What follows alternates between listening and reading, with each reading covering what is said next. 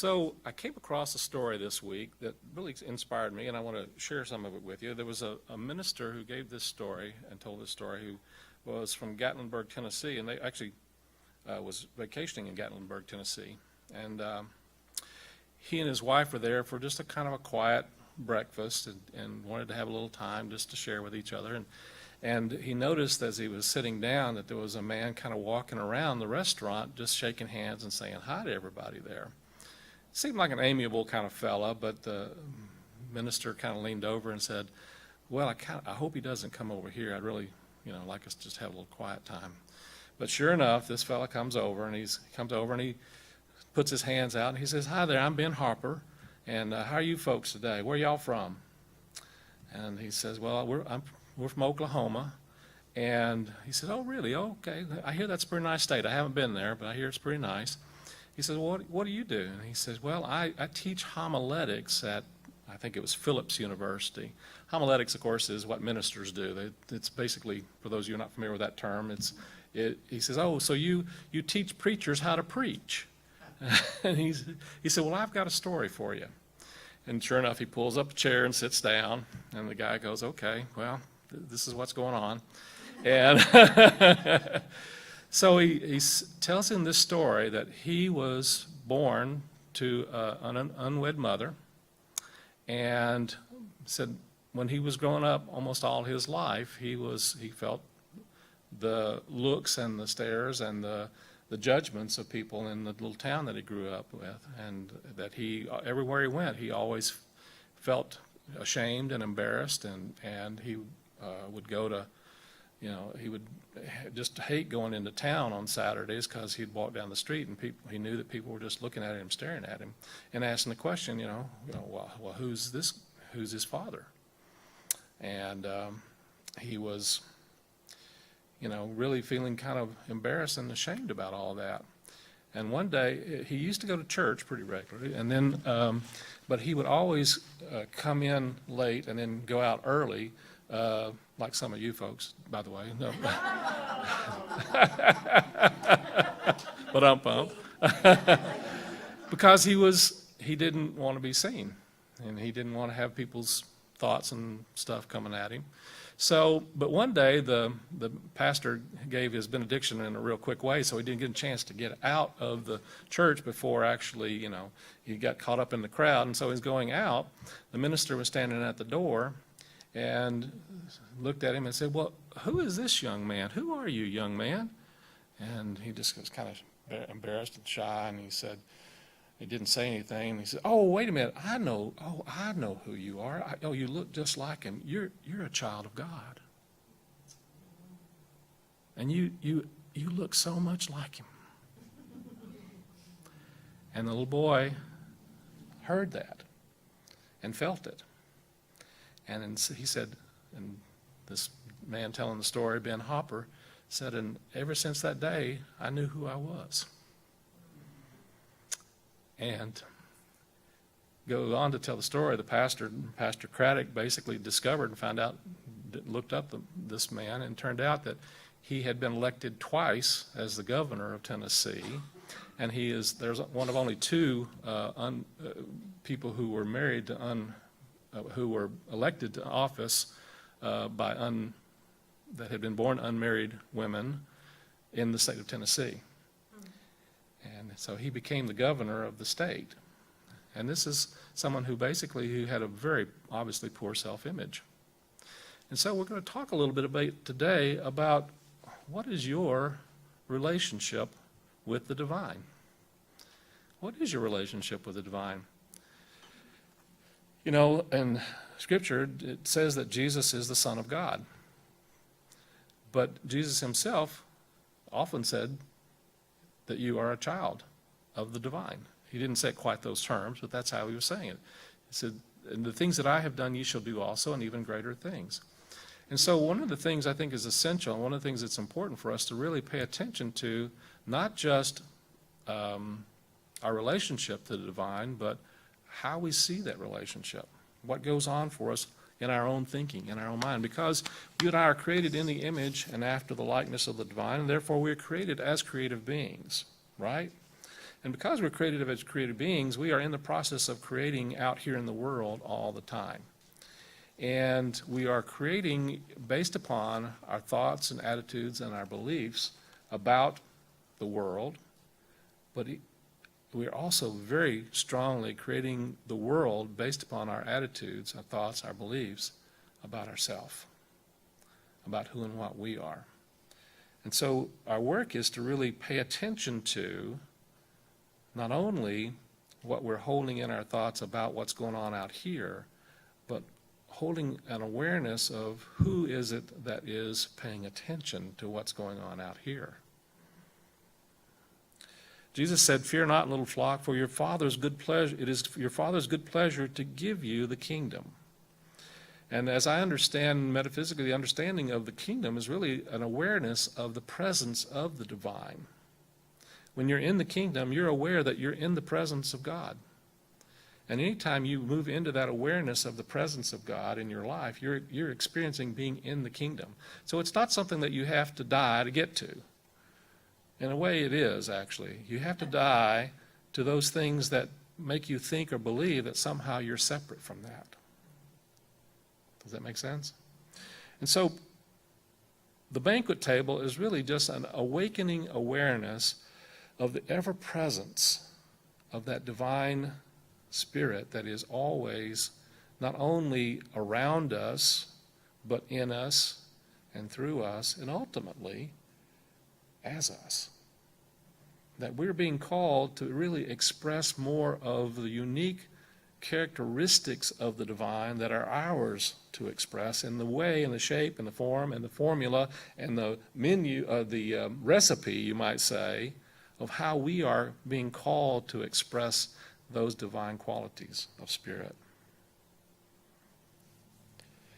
And so one of the things that helps us to really understand is that even though we're born into this world through human parents, and we have some of the qualities and characteristics of those human parents, we don't have all the qualities and characteristics, let's say, of our mother, or we don't have all the qualities and characteristics of our father. My mother used to say that, I'm one of 5 children, and I'm the middle child. And of all of the 5 children, my mother used to say that I'm the one who got most of the qualities of both my parents. That my brother and my sister, brother and sister are very much like my father, another one is very much like my mother, and I'm right in the middle. I got a little bit of all of them. But I still don't have all the characteristics of my mother, and I don't have all the characteristics of my father. But when we think about our divine mother, father, by the way, Lissy, I wanted to change some of the words this morning. Okay. I wanted to say she's got the whole world in her hands, at least once or twice. So, because in unity, yes, thank you. In unity, we understand that the spirit of the divine works as both male and female, and these are not necessarily sex. These are actually energies, you might say, and different types of energies. And those different types of energies are part of what helps make up the creative process. And so we are created in the image and after the likeness of the divine, and that divine is both male and female.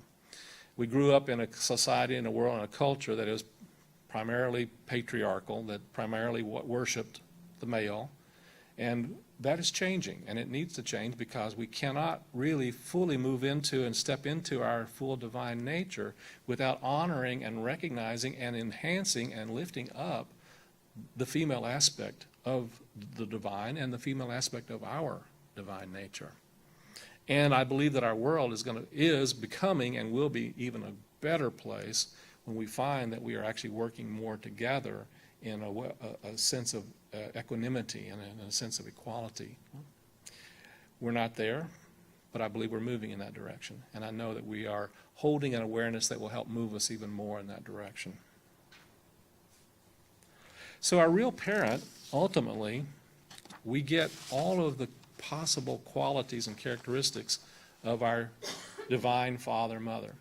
And so I want to ask you, when you think about God, I know some people have trouble even thinking about God, what that is or how that, or some people don't like that word God. So whatever word that describes the divine for you, I'll ask you to think about and just state out some of the qualities and characteristics that come to you when you think about God.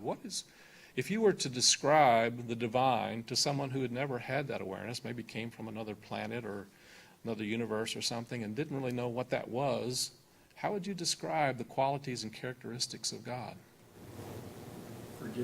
Forgiving. Loving. All knowledge. Powerful. Uniting. Creative. Compassionate. Yes. What else?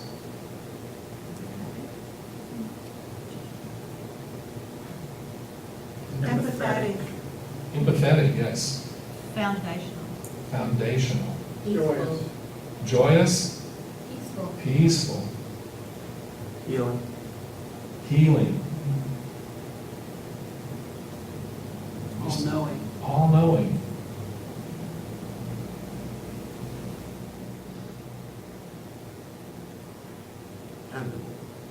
Dependable.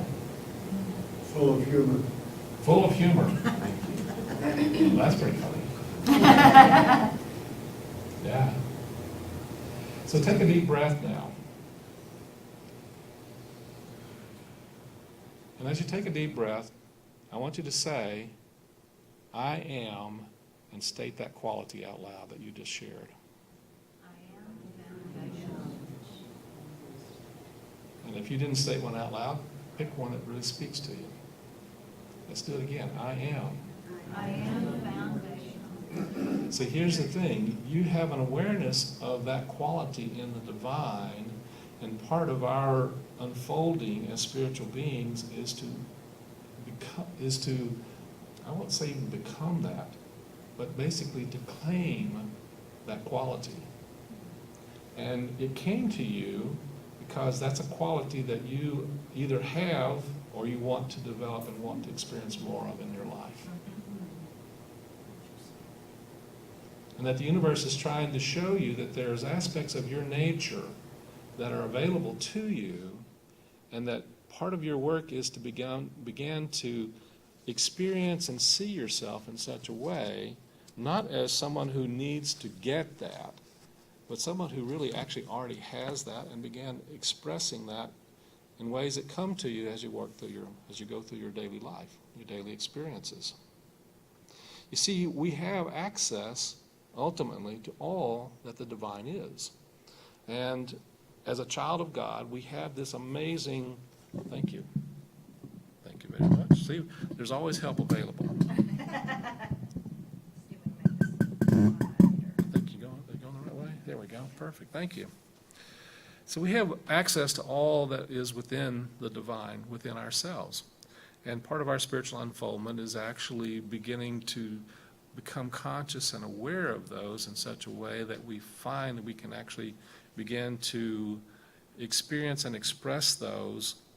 And we start off usually doing that in a way where, there's this understanding that as we learn, we become aware that we don't know.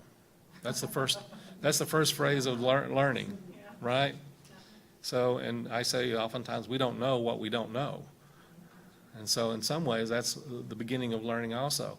And then the second phase of learning is that we not only know that we don't know, we begin to learn, and we know that we kind of know that we know, but then we also begin to get to the place where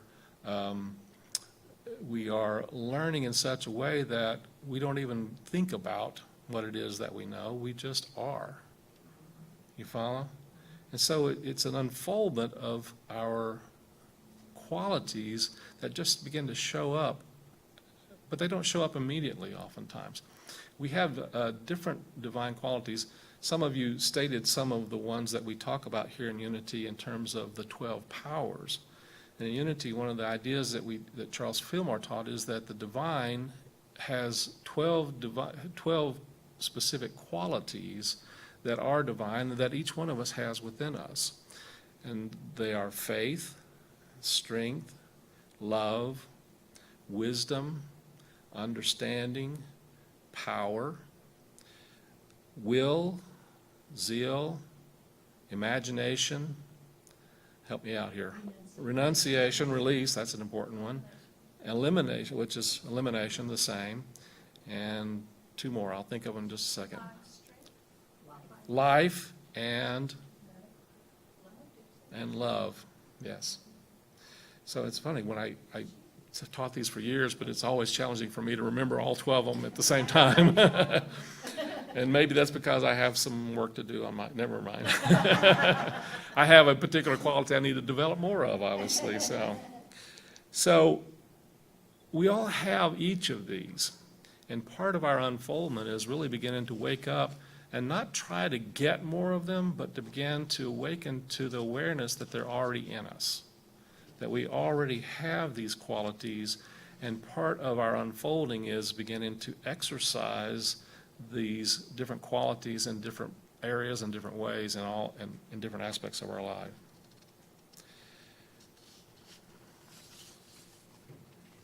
So one of the things to be aware of, and this is a story that I heard this story when I first came into Unity many years ago from a wonderful Unity minister, Bob Egan. And it's been one that's really spoken to me over the years, and it's been really helpful in a lot of ways. There was once a king who had a son, and the son was born with some significant deformities. Was very hunchback and had a face that was very disfigured, and the king loved this son so much and was so, happy to have a son. And then one day the young son was very young, but came in and old enough to be able to talk and speak. And the king said to the son, "I love you so much. Anything that you request that is within my power, I will do and I will give you." And the son said, "What I would like then is I would like a statue of myself." And the king kind of thought for a minute and hesitated and said, "Oh, are you sure that's what you really want?" Because he was thinking, would he really want to have this with all of these disfigurements? And the young boy said, "No, Father, you don't understand. What I want is a statue of myself, but I want a statue of myself standing tall and straight and strong and handsome. I want it to look like me, but I want it to be one that is really, that shines and shows who I can be." And so the king said, "Okay." So he built this statue and made it of gold and built it of the young boy grown tall and straight. And every day that young boy came in front of that statue and stretched and stretched and stretched and held himself in front of that statue and held that image of himself and saw himself as that statue. And when the young boy became a young man, eventually he had a portrait done of himself standing next to the statue, and they were the same. See, you and I have that power and ability also, and that statue is actually a model that was created by our Father of the beauty and the wonder and the magnificence of who and what we truly are. And it's beyond our images that we have currently of ourselves. And so part of our work is to begin to see ourselves in a real way as God sees us, as God created us. In Unity, we call that model the Christ. That each and every one of us has within us this Christ possibility, this Christ potential. And we all have our own little flaws and characteristics that are not quite what we think that should look like. And I'm going to suggest that that's one of the ways that we actually hold ourselves back. And so our work as spiritual beings and growing spiritually is to hold that awareness and that image of our I am nature daily as we move through our life and see ourselves as that greater possibility of what God intends for each of us and God desires for each of us, to see us was having these qualities. One of the qualities I know that God has for us is God is absolute abundance. And I'm going to suggest that you are as well. You could not possibly be anything but that. See, when God created the universe, what did God create the universe out of? There was only God. And we understand that both metaphorically, but the reality is the universe is a creative power that is creating out of itself, out of those qualities and characteristics. And so, because anything that you can think of that the divine is, you also have within you as a part of your nature. And so part of your work is to unfold that by holding a vision of your greater possibilities and doing that each and every day. Holding out for yourself an awareness, a possibility. And one of the things that really is valuable is to think about those qualities and characteristics that you would like to experience more of in your life. The reality is you already have them. So if you'd like to experience more love in your life, I'm going to encourage you to stop trying to find it. Quit looking for it. It ain't out there unless it's coming from within here. And so begin holding that image of yourself as a loving being. And begin taking steps and making choices and making decisions that you will find are more loving, and sending out more love and putting out more energy of that. And then when you do, you're going to be amazed how the universe reflects that back to you. It's true, isn't it? If you want to experience more wisdom, begin to affirm and know wisdom and see yourself as being wise, seeing yourself having awareness, seeing yourself and knowing yourself as one who has insights and understanding, seeing yourself as someone who has the intuition and listens to that and is able to hear the higher voice of spirit within ourselves. So your self-image is probably one of the most powerful gifts that you have been ever given. And I'm going to encourage us to do our homework and to use it wisely. Use that gift of the self-image, the image that we hold, to hold an image of a self with a capital S. A self that is beyond the judgments and the fears and all the labels that life has given us that we bought in some way. And truly build for yourself your own statue of who and what you are here to experience and express more of in your life. And boy, when we do that, it's amazing how we begin to grow into that. Now, my statue gets changed from time to time. I get to a certain point and I kind of go, oh, wait a minute, I need a little bit more of this over here, or need to shape it a little bit more that way. And that's okay. It's not that the image itself or the model has changed, it's just my perception and my awareness of it is expanding in a different way. Does that make sense? And so you'll find that as you grow, you'll begin to see more of the possibilities within you. And as Bill said, one of the biggest ones that God has is humor. So, when you find yourself not being there and you see this, just laugh. Just laugh. It's all right. It's all a part of the process. So let's move into our meditation time, shall we? I am with you always, my child, my child. You feel your sorrow, you cry your tears, you wonder where I am and if I can hear. Oh yes, I can hear. Can you hear when I call? Gently, gently, I am calling gently. I am with with you always, my child, beside you, inside you, over and beneath you. I am with you always, my child, my child, my child.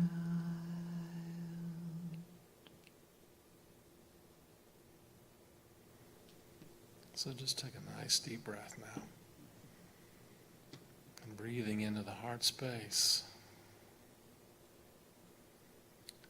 In your mind's eye, imagine and see that you have before you a lifelike statue. It's a statue of your Christ nature. That part of you, that awareness within you, that spirit within you that has all of the qualities of the divine.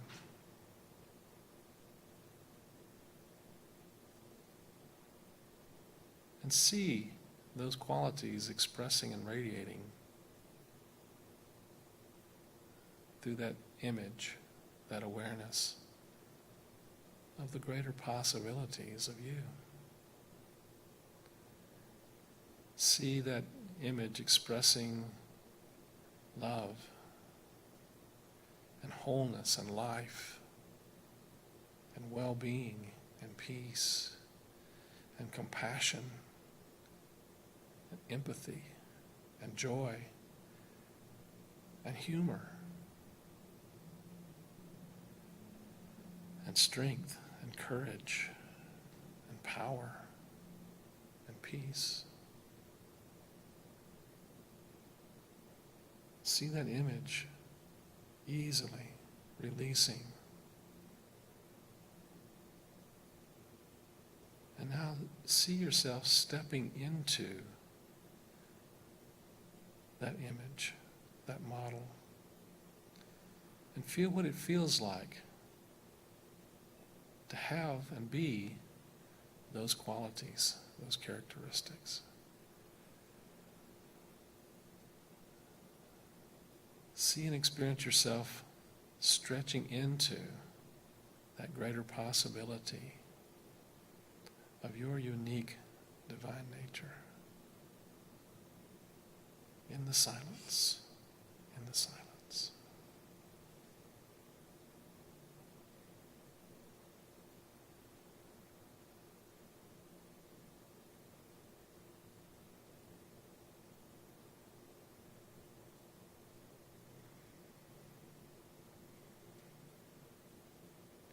And feel what it feels like now,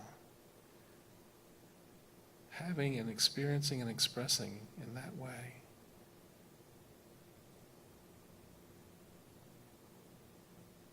And just give thanks. Give thanks that this is already so, and it's already unfolding in and through you today. Take a nice deep breath. Let that feeling of well-being and joy and gratitude come into your heart, knowing that you are ever unfolding the Christ within. And so it is. When you're ready, gently open your eyes. Know that that power is already working in and through you. And give thanks that as you come back into this room, you're coming back into a room with your brothers and sisters. And that we're all connected in that presence and that power. And so it is. Thank you, God.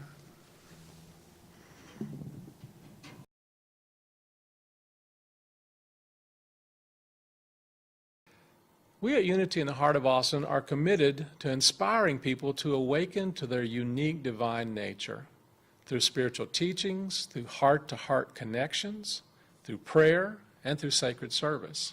And we provide tools, spiritual tools, that allow you to live your best possible life. I'm Reverend Tony Roebuck, minister at Unity in the heart of Austin, and I truly hope that you are inspired by and that you are transformed by, you enjoy this week's spiritual message. And if you would like to leave a donation, a tithe, to help the work of this ministry in supporting you and others like you, then we are truly grateful for your generosity and for helping to make the world a better place. Because we know that life is meant to be good.